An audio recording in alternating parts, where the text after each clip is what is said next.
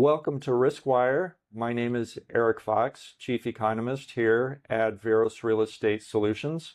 And I'm Reena Agrawal, Senior Research Economist here at Veros.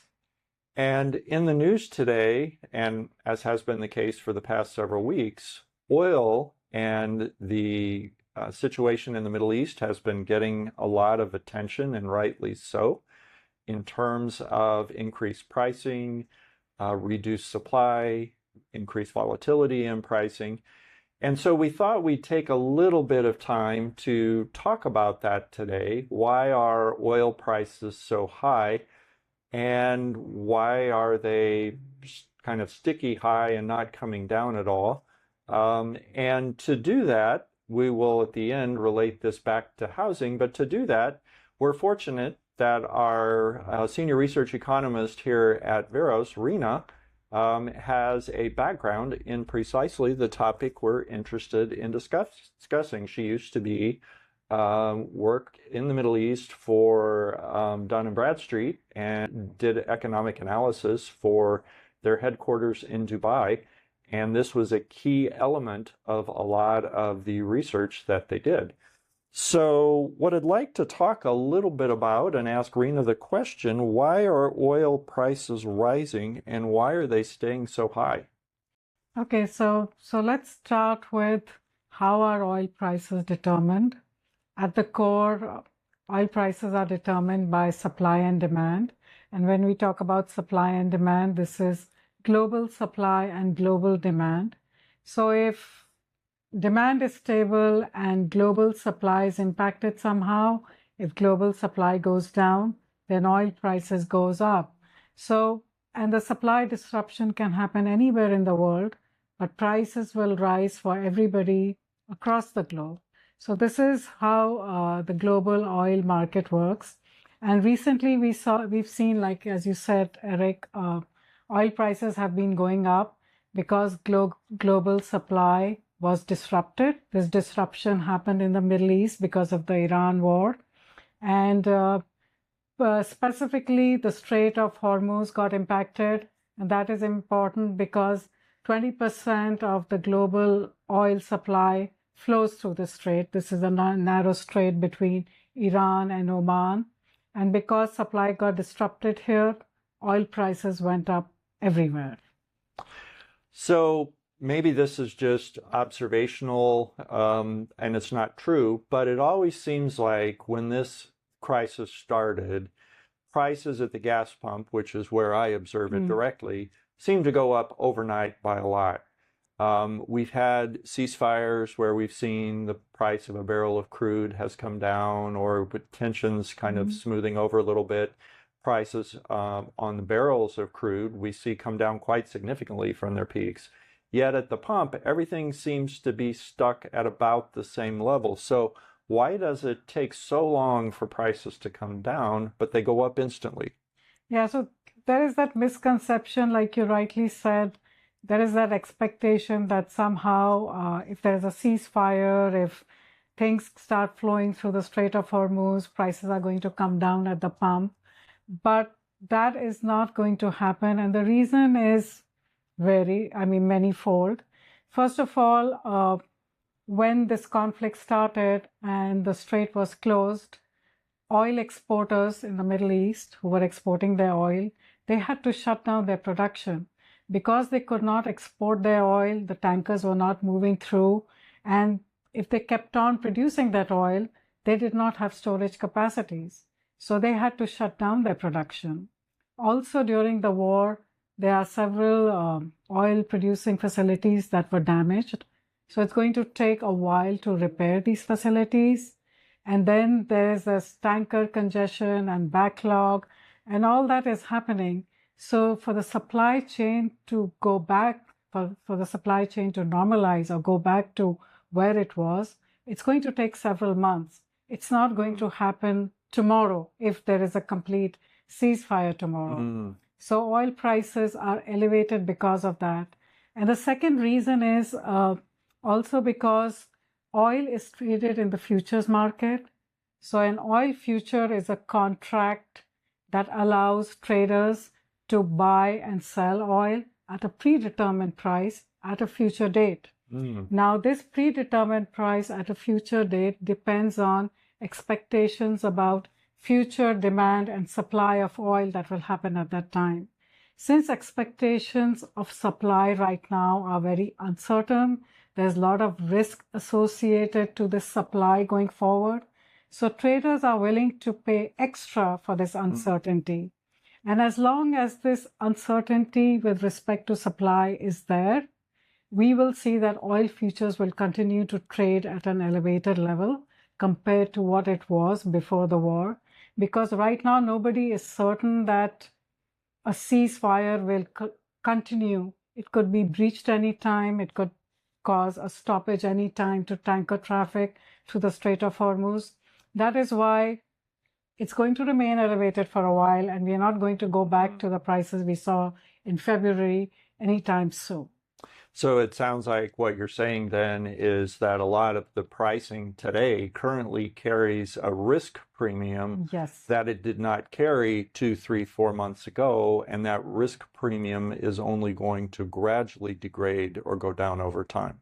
Yes, as long as the conflict eases up and we no longer have a situation what we have right now. So that only time will tell, and we cannot be certain about that at this point. Okay. Well, one thing you mentioned, Reena, is that oil is a global commodity.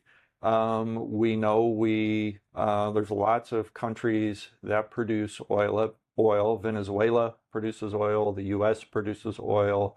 Canada produces oil. Saudi Arabia produces oil that has nothing to do with the Strait of Hormuz.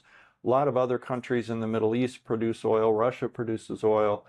So why is the Strait of Hormuz so important? So the Strait of Hormuz is very important because 20% of oil and oil products flow through that. That's around 20 million barrels of oil per day. So that is a huge amount of oil that is consumed globally. And now this strait, as I said before, is a very narrow strait that through which these tankers filled with oil pass through. And once the strait is stopped, you can imagine if 20 million barrels of oil per day is not flowing through. There are some pipelines located on land through which this oil can be transported, but they cannot take care of the entire supply that flows through the Strait of Hormuz. That is why it is so important. It is like this little narrow choke point. Once that gets closed, a lot of oil gets disrupted, and then it has all those domino effects on production and production coming back on and so on and so forth. Very interesting. So another thing I wanted to say with respect to these prices is, there's a lot of, there's concern. I mean, there's talk that, US is the largest producer of oil. So how come we are seeing higher prices at the pump here in the US, even though we are the largest oil producers globally, right?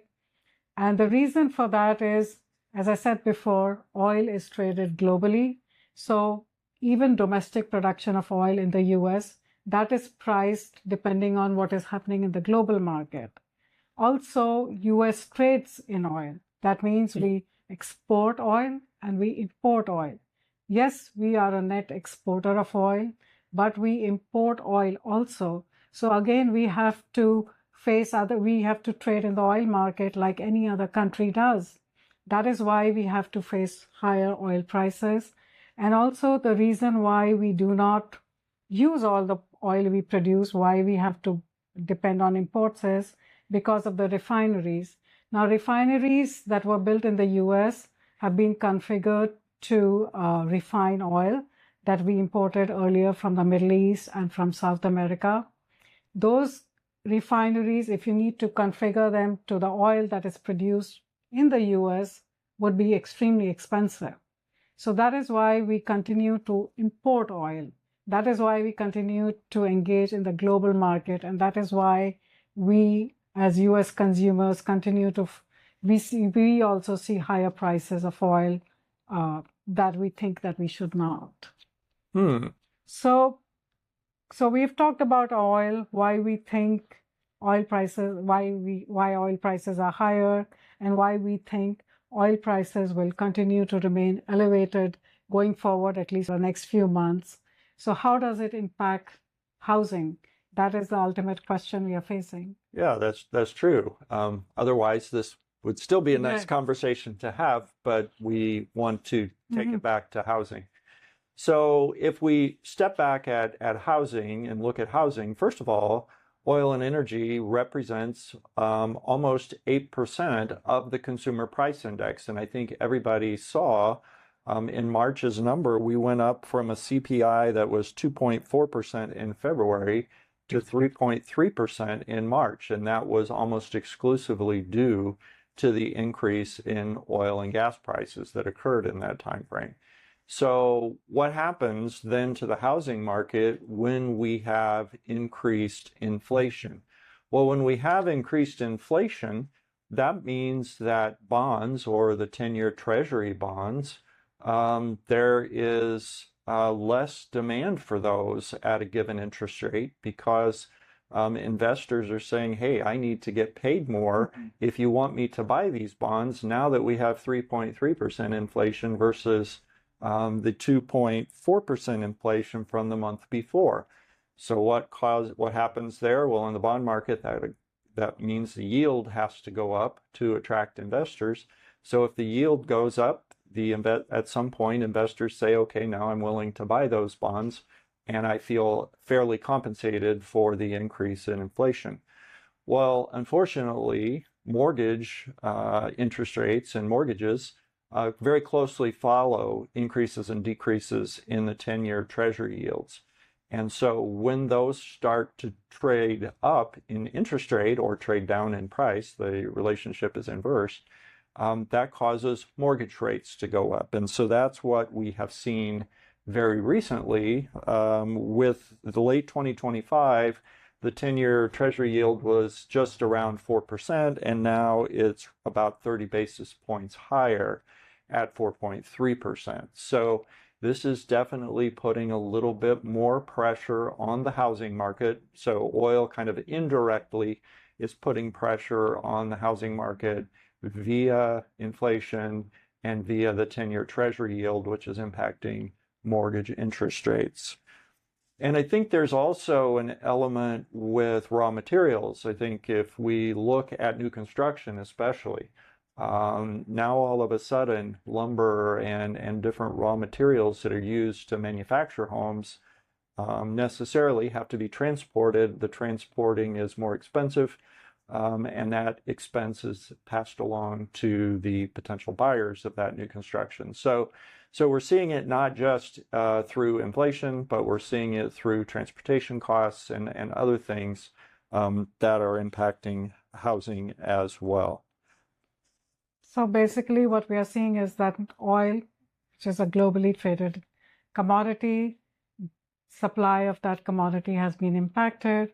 So prices of oil has gone up. That means inflation expectations have gone up. That has impacted the bond market, which means mortgage rates have gone up. And like you said, raw material costs have gone up, not only because of transportation, because raw materials such as aluminum and cement are very energy intensive in production. So I think we are likely going to see that the price of new construction is also going to go up.